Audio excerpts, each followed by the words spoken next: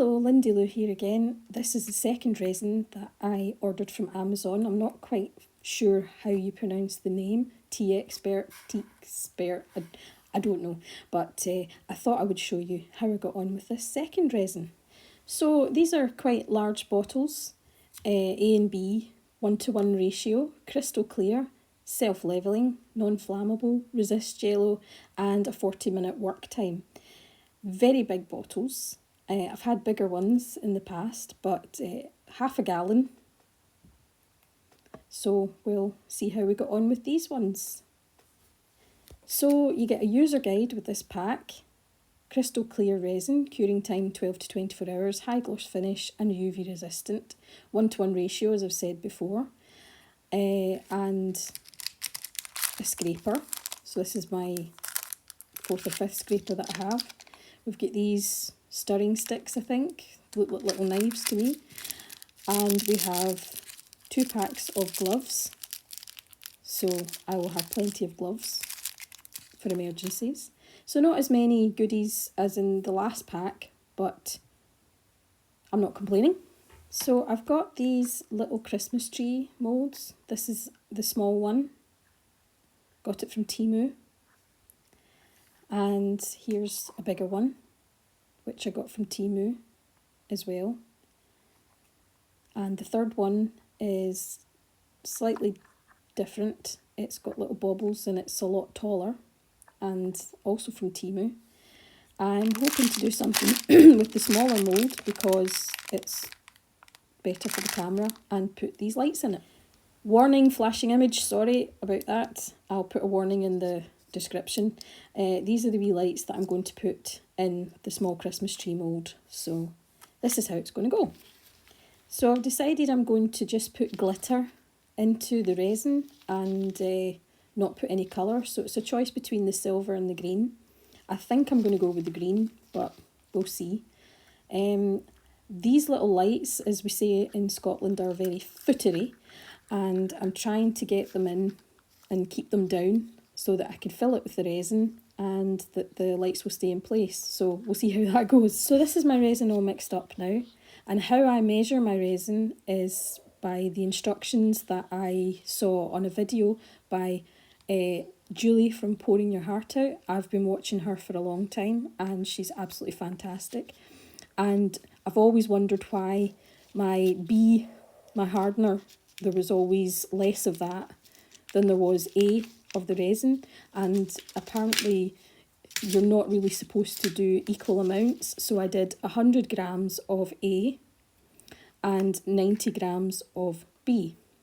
And I'm just putting in the glitter just now. I'm going to put 4 little spoonfuls of glitter in there.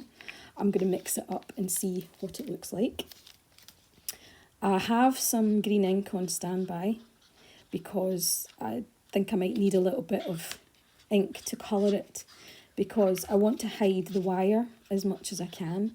You're going to see wire. It's unavoidable unless it's a solid colour, which if you're putting lights in, personally I wouldn't want to make it a solid colour. Maybe somebody else would, but personally I wouldn't. So it's quite a thin resin.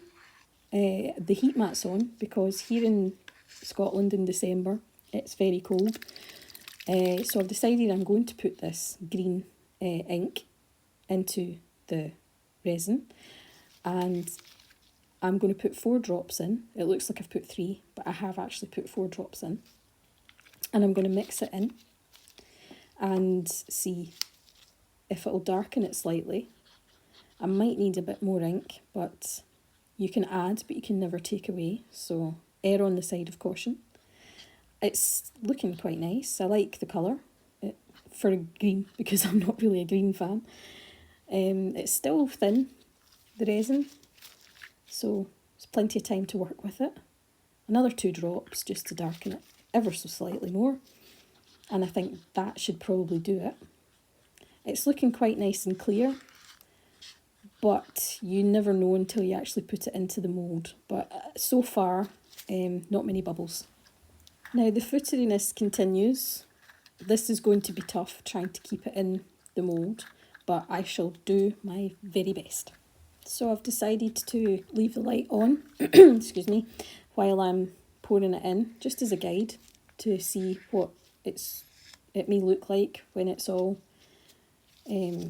set.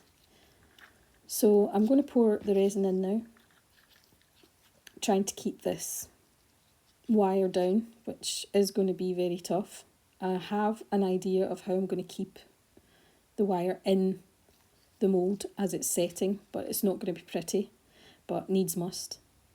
So keep pouring and I'll push the wires down. They're not going to stay.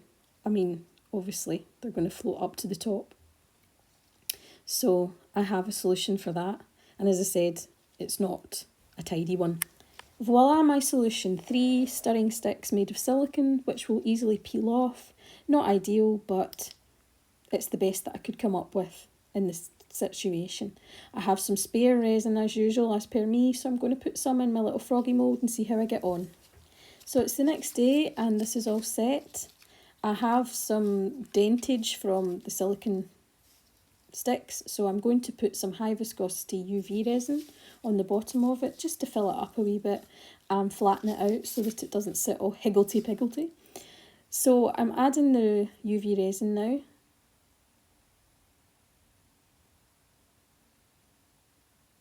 Just filling it up. It'll also keep the wire at the bottom secure because it's kind of sticking out a wee bit, the bottom part of the wire.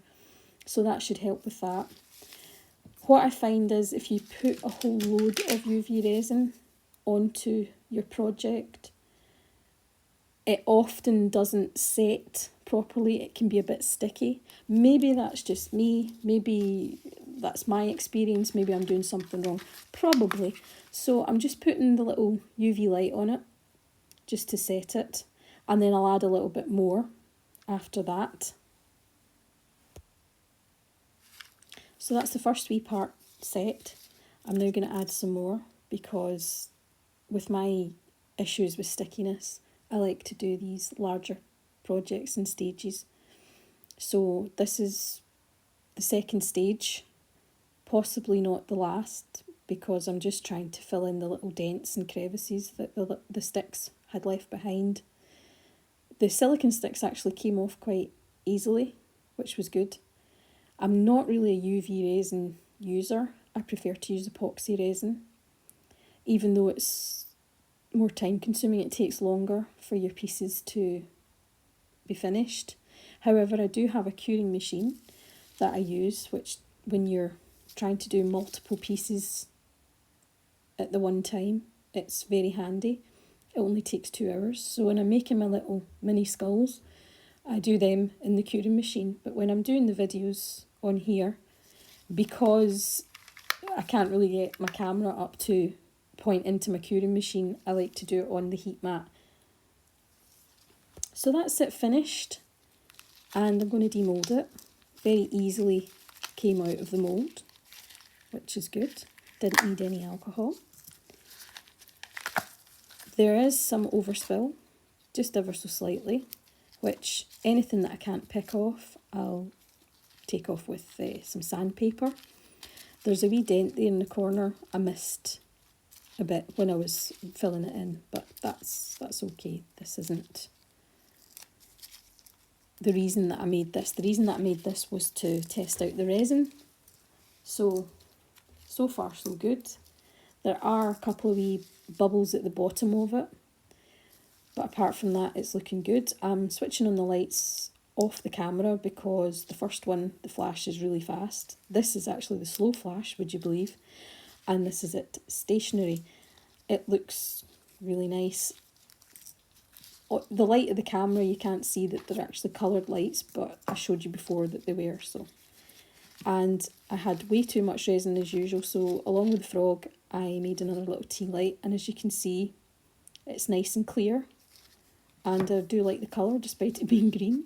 There's the wee frog. He doesn't seem to have any bubbles either. So the only bubbles that I could see were on the bottom of the Christmas tree, around about where the wires of the light were.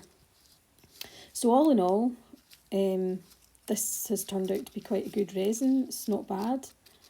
And yeah, apart from these little bubbles, I couldn't see any other bubbles from anywhere else. So thank you for watching, and I'll see you next time. Bye bye.